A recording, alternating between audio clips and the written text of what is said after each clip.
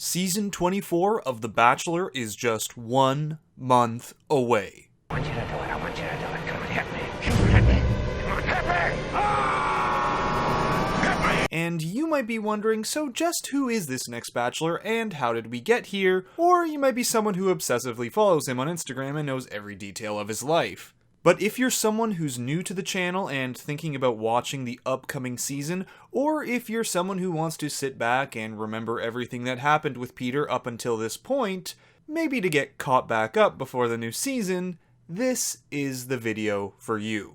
We're going to be talking about everything that's happened to Peter on the show, and some stuff from outside of it, so you can get caught up on all the references that will definitely be made come night 1 of the new season. He's getting out of the windmill 4 times. and So let's all sit back and enjoy another Bachelor history lesson, this time on Peter Weber, Bachelor 2020. Peter was first introduced to the Bachelor world back in May during Hannah Brown's season of The Bachelorette. On night 1, Peter was the last guy to exit the limo and the second pilot to show up on the night, but the only one in uniform, so this guy, the other pilot Chasen, he was sent home quick.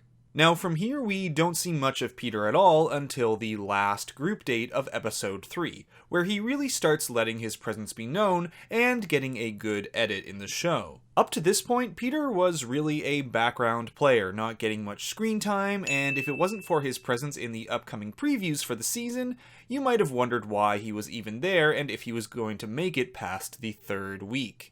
But on the animal photo shoot group date, Peter started to make a connection that sent Luke, the frontrunner at the time, in a tailspin. I even had thoughts about leaving here tonight. From here, Pilot Pete began to attract the attention of Bachelor Nation viewers with his calm demeanor and gentle nature, his good looks and pilot uniform, and mostly just he seemed like the guy next door, take him home to mama, genuinely looking for love kind of man, and the perfect underdog for the season.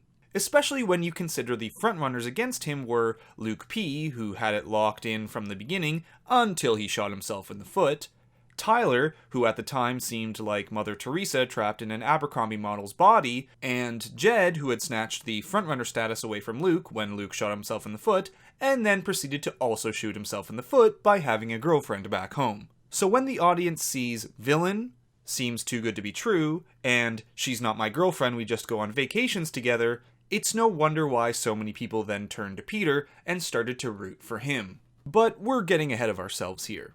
So you might imagine that after Peter's emergence as a contender at the dog photo shoot group date, that he might start getting one-on-one date cards. Actually, no, not at all, because from here, the season really gets stolen away by Luke P. and Hannah, in a strange will they, won't they scenario where most of us are all rooting for won't they. Please, please, won't they. In fact, I've compiled all the shots of Peter I've found from episodes 4, 5, and 6, so you can see just how much screen time this guy got during the midpoint of the season. Enjoy! Thank you. In Rhode Island. Peter.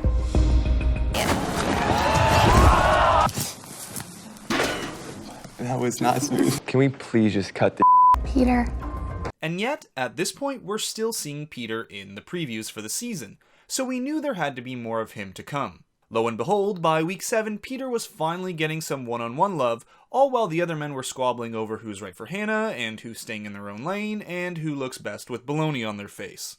Which works out perfectly for him, as now Peter's the no-drama guy. Almost every single guy there at some point engages with Luke in some sort of drama-filled moment, except for Peter. At worst, he kind of got annoyed one time when they were on a 3-on-1 date with Hannah. So Peter becomes one of those guys you go to when you don't want to deal with drama, which is a great position to be in, one that propels him all the way to the top 4 and hometowns, where we really get to see Peter shine. This is also the point where every one of Peter's major references are going to begin. What I mean by that is everything you're going to hear night 1 and throughout the season, when women come out of the limo in windmill costumes and all that. Pretty much anything other than the fact that he pilots planes, it's mostly going to start from here on out. So, one of the most important things you need to know if you didn't watch the season live was that during the week-to-week previews, we kept getting teased with this. I have had sex. And Jesus still loves me. Which got everyone in quite the buzz. We soon learned that the guy she was arguing with here was Luke P., But later we also get this bit of info. Me in a windmill, you probably want to leave. This left Bachelor Nation wondering, who was the windmill guy? The obvious choice seemed to be Tyler, who had such a strong physical attraction with Hannah. Then there was Jed, who seemed to be the other frontrunner, despite us learning partway through the season that he had a girlfriend. He also had this shot from the previews that got people wondering if that was the windmill. And then there was Peter. Pure, innocent Peter. No way, right?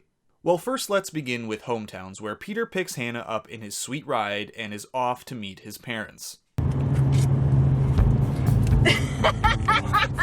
What is that for? Hey, maybe Peter is windmill guy. We then meet Peter's family, which I would not be surprised to see on the show earlier than the final two, as people really fell for the Webbers. Now, while watching, regardless of who you wanted to win or where your allegiances were in the final four, it was easy to see that there was a lot of love in this family. And besides, a family that chants together stays together. Fröhlich sei das Abendessen. Fröhlich, fröhlich, fröhlich.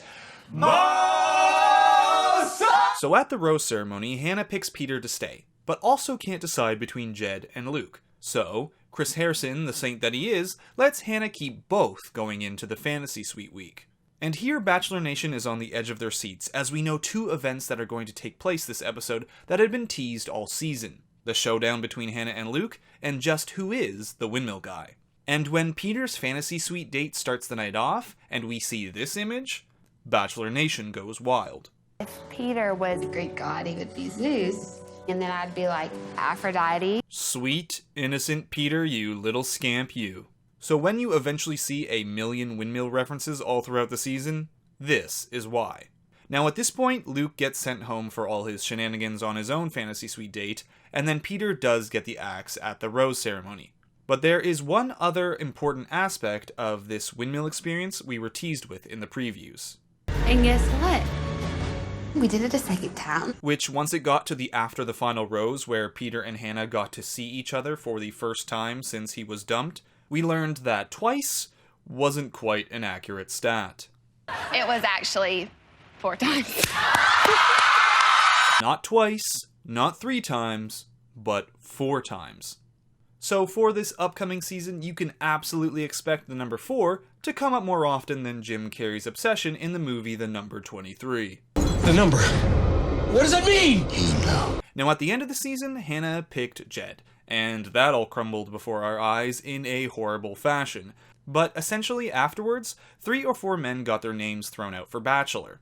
Tyler because, well, everyone pretty much worshipped the ground that he walked on at the end of the season, but then there was all this stuff about him and Hannah, then him and Gigi Hadid, so that was nixed. There was Derek, who got a small but noticeable push for it by a few people after his time on Bachelor in Paradise. But the push was not nearly strong enough for it to go anywhere, so that didn't happen. Then there was Mike, who seemed like a great choice, but that didn't happen, and a number of people have since said that there were things he didn't do in Paradise, like talk to Hannah and other stuff that made the producers view him as not a great option for the lead. Still waiting to hear further details on any of that, but ultimately, it wasn't him. Which left Peter, the Bachelor. So if you are coming to this new season having missed the last year of Bachelor television, and are wondering why some people aren't happy about Peter being the choice, which is not me, by the way, even though I was very vocal during the summer about my support for Mike, it's because a lot of people wanted Mike to be the first Black Bachelor and the first veteran Bachelor. Not only that, but there was some tea dished out near the end of Hannah's season of The Bachelorette on how Peter dumped a girl just to be on the show. With how sensitive Bachelor Nation was to any contestant having a girlfriend, or being disingenuous about recent relationships because of everything that happened with Jed, this caught some traction. But after Peter came out with a response to the matter, it seemed like it just sort of vanished into thin air. From what I can tell, it's basically been a he said, she said kind of situation, and both sides of the argument make sense. Did Peter handle his breakup a few months before going on the show perfectly? Probably not. But can you think of a breakup that's ever been handled perfectly? Not really. Now, did Peter do something horribly wrong here? Also probably not. And it appears like he did break up with his ex before his first casting interview to go on the show. So really, I'm bringing this up because you might hear mention of it on the Twitterverse or somewhere online and wonder if there's real tea there. And there you have it. The gist on everything Peter and his Bachelor story headed into the new season, which is right around the corner. There's a lot to get excited about for the new year, and lots to look forward to, like Hannah Brown returning to the show. Although if you've checked out my preview breakdown, you'll know my thoughts on all that. So get excited, a new season is almost upon us. And until then, Bachelor Fantake, out. Fröhlich sei das Abendessen, fröhlich, fröhlich, fröhlich.